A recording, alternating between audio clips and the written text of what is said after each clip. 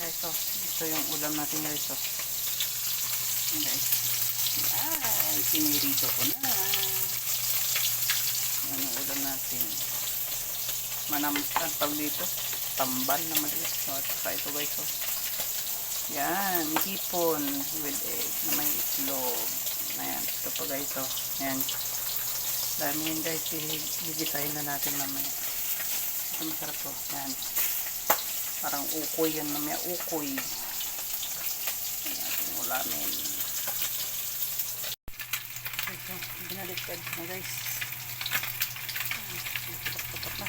Palutungin lang natin para bulo po natin guys. Pwede na tayo magulay-gulay dyan. Sala natin sa suka at saka asin. Yan. Hindi na igulay-gulay.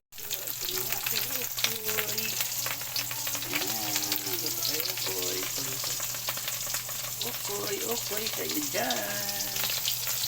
Luto ng okoy. Guys, kainan na. Ito na yung ating niluto guys. Yan, meron tayong manamsi na pinirito. May okoy. Tsaka yun, hipon na maliliit. Tara, kain tayo.